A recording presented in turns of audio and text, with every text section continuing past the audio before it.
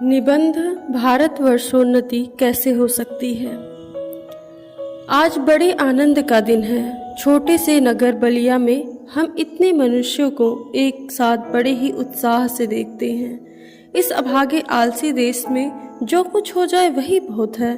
बनारस ऐसे ऐसे बड़े नगरों में से जब कुछ नहीं होता तो हम यह ना कहेंगे कि बलिया में जो कुछ हमने देखा वह बहुत ही प्रशंसा के योग्य है। इस उत्साह का मूल कारण जो हमने खोजा तो प्रकट हो गया कि इस देश के भाग्य से आजकल यहाँ सारा समाज ही एकत्र है। रॉबर्ट साहब बहादुर ऐसे कलेक्टर जहाँ हो वहाँ क्यों न ऐसे समाज हो। जिस देश और काल में ईश्वर ने अकबर को उत्पन्न किया था उसी में अबुल फजल, बीरबल, टोडरमल को भी उत्पन्न किया। यहाँ रॉबर्ट साहब अकबर हैं जो मुंशी चतुर्भुज सहाय, मुंशी बिहारी लाल साहब आदि अबुल फजल और टोडरमल हैं। हमारे हिंदुस्तानी लोग तो रेल की गाड़ी हैं। यद्यपि फर्स्ट क्लास, सेकंड क्लास आदि गाड़ी बहुत अच्छी और बड़े बड़े मशहूर की इस ट्रेन में लगी है, पर बिना इंजन सब नहीं चल सकती। वैसे ही हिंदुस्तानी लोगों को चलाने वाला हो तो क्या नहीं कर सकते। इनसे इतना कह दीजिए, का चुप साध ही रहा बलवाना। फिर देखिए हनुमान जी को अपना बल कैसे याद आता है। सो बल कौन याद दिलावे। हिंदुस्तानी राजे महाराजे, नवाब, रईस या हाकिम। राजे महाराजों को अपनी पूजा, भोजन, झूठी गप से छुट्टी नहीं।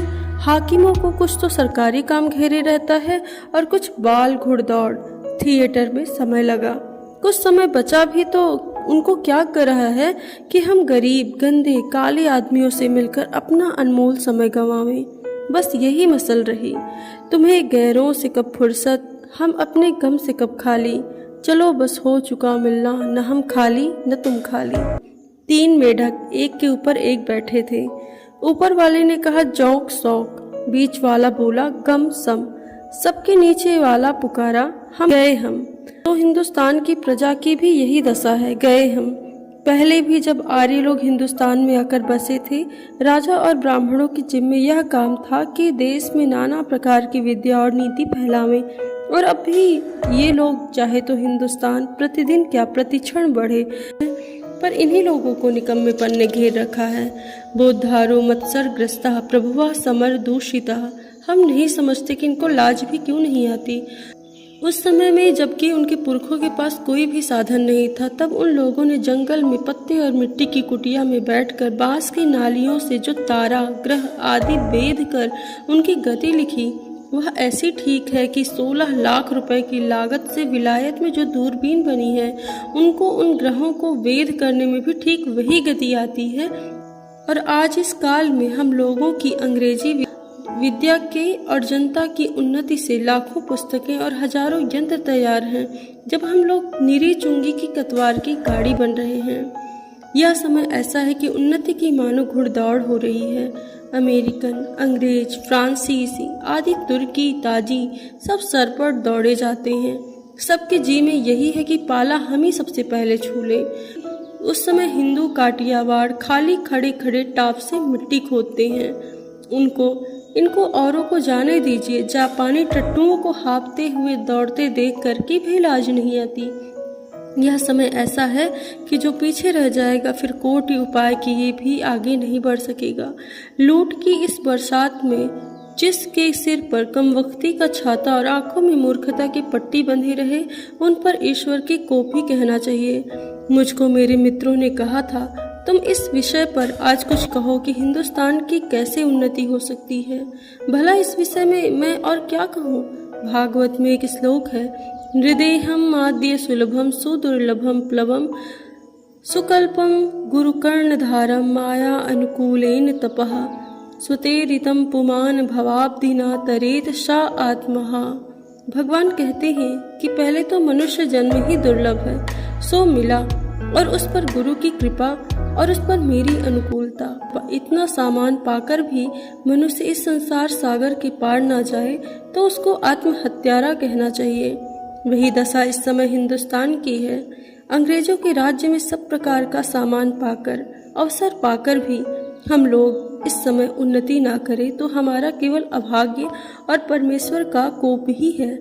सास और अनुमोदन से एकांत रात में सोने महल में जाकर भी बहुत दिनों से प्राण से प्यारे परदेसी पति से मिलकर छाती दंड करने की इच्छा भी उसका लाज से मुंह भी ना देखे और बोले भी ना तो उसका अभाग्य ही है।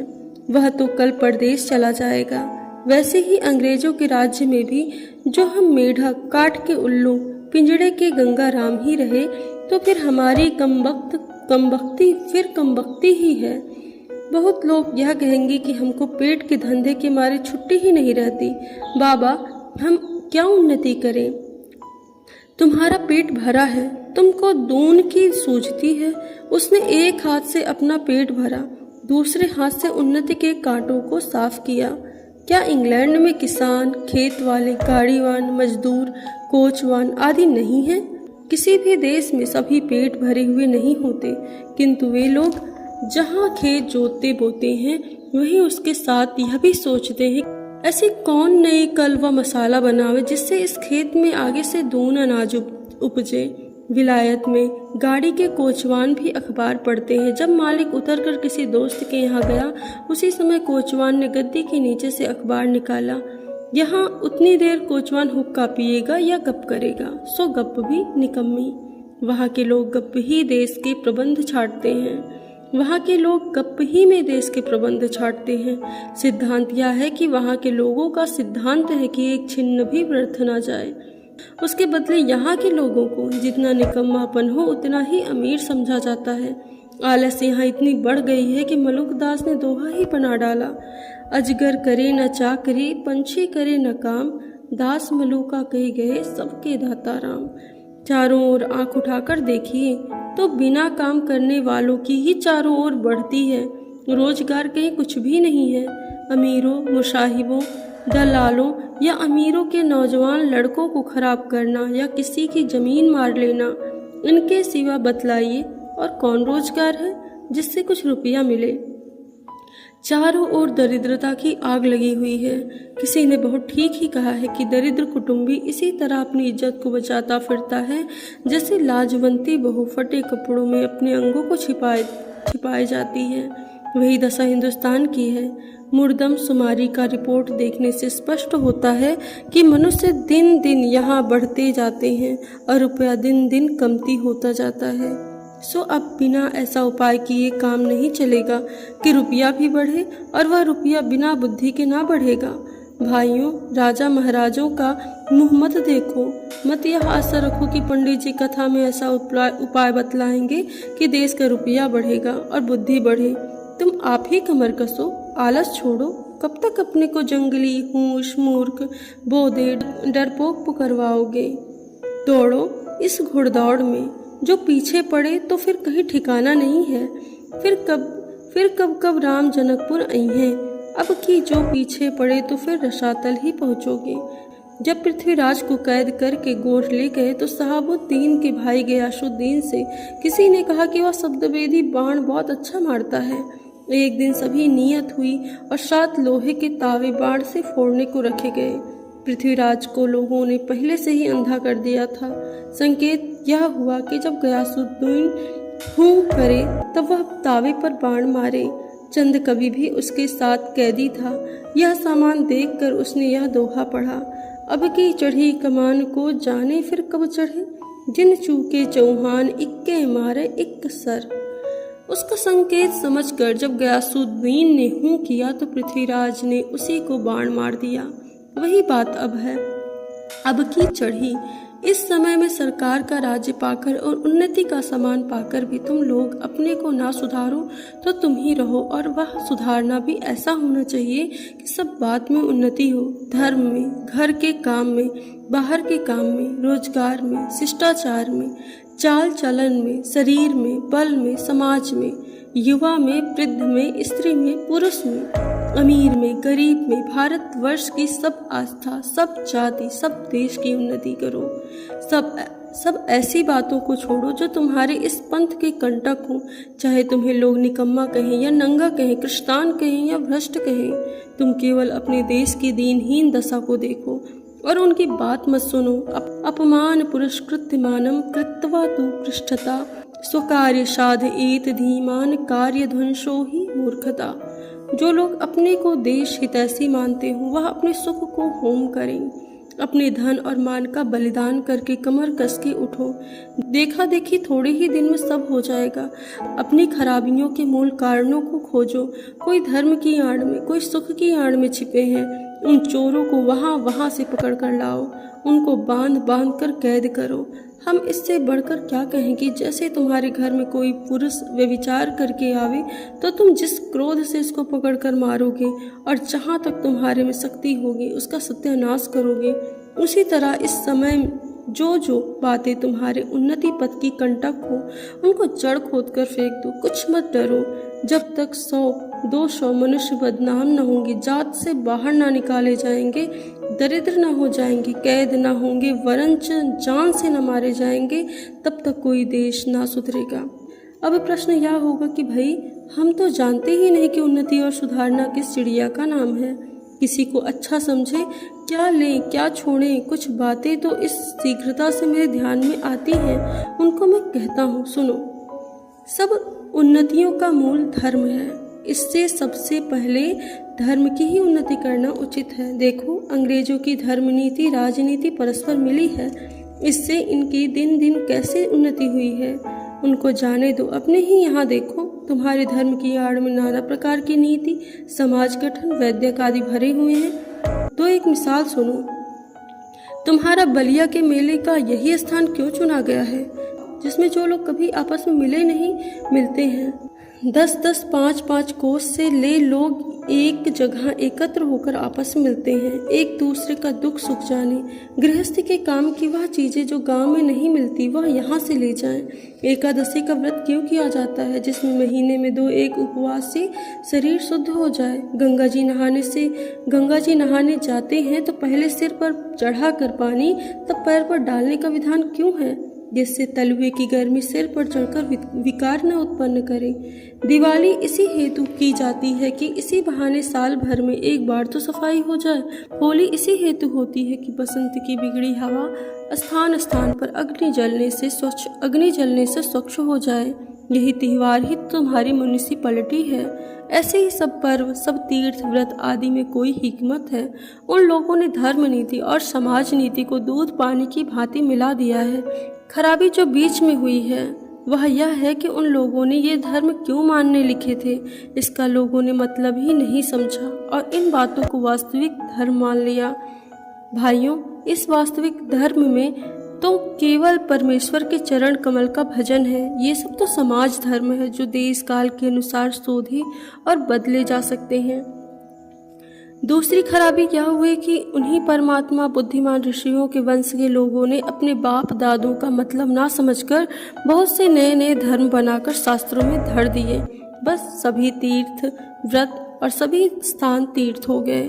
सो इन बातों को अब एक बार आंख खोल कर देख और समझ लीजिए कि फलानी बात उन बुद्धिमान ऋषियों ने क्यों बनाई और उनमें देश और काल के अनुकूल और उपकारी हो उनका ग्रहण कीजिए। बहुत सी बातें जो समाज विरुद्ध मानी जाती हैं किंतु धर्मशास्त्रों में जिनका विधान है उनको मत चलाइए, जैसा जहाज का सफर, विधवा विवाह आदि। लड़कों की छोटेपन में ही शादी करके उनके बल, वीरज, आयुष्य सब मत घटाइए। आप उनके माँ बाप हैं या शत्रु हैं, वीर्य उनके शरीर में पुष्ट होने दीजिए। नून तेल लकड़ी की फिक्र करने की बुद्धि सीख लेने दीजिए, तब उनका पैर काठ में डालिए। कुलीन प्रथा, बहु विवाह आदि को दूर कीजिए। लड़कियों को भी पढ़ाइए, किंतु इस चाल में नहीं जैसे आजकल के लड़के की पढ़ाई की जाती है, जिससे उपकार के बदले बुराई होती है। ऐसी चाल से उनको शिक्षा दीजिए कि वह अपना देश और कुल धर्म सीखें, पति की भक्ति करें और लड़कों को सहज में ही शिक्षा दें। वैष्णव शास्त्र इत्यादि नाना प्रकार के लोग आपस में पैर छोड़ दें। यह समय इन झगड़ों का नहीं। हिंदू, जैन, मुसलमान सब मिलकर आपस में मिलिए। जाति में कोई ऊंचा नीचा हो चाहे कोई नीचा हो, सबका आदर कीजिए। जो जिस योग्य हो उसे वैसा मानिए। छोटी जाति के लोगों का तिरस्कार करके उनका जी मत तोड़िए। सब लोग आपस में मिलिए। मुसलमान भाइयों को भी उचित है कि इस हिंदुस्तान में बसकर वे लोग हिंदुओं को नीचा समझना छोड़ दें। ठीक भाइयों की भांति हिंदुओं से बर्ताव करें। ऐसी बातें जो हिंदुओं का जी दुखाने वाली हो ना करें। घर में आग लगे, सब जिठानी देवरानी को आपस का डाह छोड़कर एक साथ वह आग बुझानी चाहिए। जो बात हिंदुओं का नहीं मयस्सर है वह धर्म के प्रभाव से मुसलमानों को सहज प्राप्त है। उनके जाति नहीं, खाने पीने में चौका चूल्हा नहीं, विलायत जाने में रोक टोक नहीं। फिर भी बड़े ही सोच की बात है कि मुसलमानों ने अभी तक अपनी दशा कुछ नहीं सुधारी। अभी तक बहुतों को यह ज्ञात ही नहीं है कि दिल्ली लखनऊ की बादशाहत कायम है। यारो, वे दिन गए, अब आलस, हठ धर्मी यह सब छोड़ो। चलो हिंदुओं के साथ तुम भी दौड़ो, एक एक दो होंगे। पुरानी बातें दूर करो। मीर हसन और इंदर सभा पढ़ाकर छोटेपन से ही लड़कों का सत्यानाश मत करो। होश संभाला नहीं कि पढ़ी फारसी, चुस्त कपड़ा पहना और गजल गुनगुनाए। शौक तिल्फी से मुझे गुल की जो दीदार का था, ना किया हमने गुलश्ता का सबक याद कभी। भला सोचो कि इस हालत में बड़े होने पर वे लड़के बिगड़ेंगे क्यों नहीं। अपने लड़कों को ऐसी किताबें छूने भी मत दो। अच्छी से अच्छी उनको तालीम दो। फैशन और वजीफे या नौकरी का भरोसा छोड़ो। लड़कों को रोजगार सिखलाओ, विलायत भेजो। छोटेपन से मेहनत करने की आदत दिलाओ। 100 महलों के लाड प्यार दुनिया से बेखबर रहने का राह मत दिखलाओ। भाई हिंदुओं, तुम भी मत मतांतरों का आग्रह छोड़ो। आपस में प्रेम बढ़ाओ। इस महामंत्र का जप करो। जो हिंदुस्तान में रह चाहे, किसी जाति किसी रंग का क्यों ना हो, वही हिंदू है। हिंदू की सहायता करो। बंगाली, मराठा, पंजाबी, मदरसा, वैदिक, जैन, ब्राह्मणों, मुसलमानों, सब एक एक का हाथ पकड़ो। कारीगरी जिससे तुम्हारे यहाँ बढ़े, तुम्हारा रुपया दूसरे ही देश में रहे, वह करो। देखो, जैसे 1000 धारा होकर गंगा समुद्र में मिली हैं, वैसी ही तुम्हारी लक्ष्मी 1000 तरह से इंग्लैंड, फ्रांसीसी, जर्मनी, अमेरिका को जाती हैं। दिया सलाई ऐसी तुच्छ वस्तु भी वहीं से आती है। जरा अपने को ही देखो। तुम जिस मार्किन की धोती पहने हो वह अमेरिका की बनी है। जिस लक लाट का तुम्हारा अंगा है वह इंग्लैंड का है। फ्रांसिस की बनी कंघी से तुम सिर झाड़ते हो और जर्मनी की बनी चर्बी की बत्ती तुम्हारे सामने जल रही है। यह तो मसल हुई। एक बेफिक्रे मांगती का कपड़ा पहनकर किसी महफिल में गए। कपड़े को पहचान कर एक ने कहा, अजी अंगा तो फलाने का है। दूसरा बोला, अजी टोपी भी फलाने की ही है। उन्होंने हंसकर जवाब दिया कि घर की तो मूछे ही मूछे हैं। हाय अफसोस, तुम ऐसे हो गए कि अपने निजी काम की वस्तु भी नहीं बना सकते। भाइयों, अब तो नींद से जागो। अपने देश की सब प्रकार से उन्नति करो, जिससे तुम्हारी भलाई हो। वैसी ही किताबें पढ़ो, वैसे ही खेल खेलो, वैसा बातचीत करो। परदेसी वस्तु और परदेसी भाषा का भरोसा मत करो। अपने में अपनी भाषा की उन्नति करो। ये बलिया में ददरी मेले के समय आर्य देशोपकारिणी सभा में दिया गया एक भाषण है, जो भारतेंदु हरिश्चंद्र जी के द्वारा दिया गया था। धन्यवाद।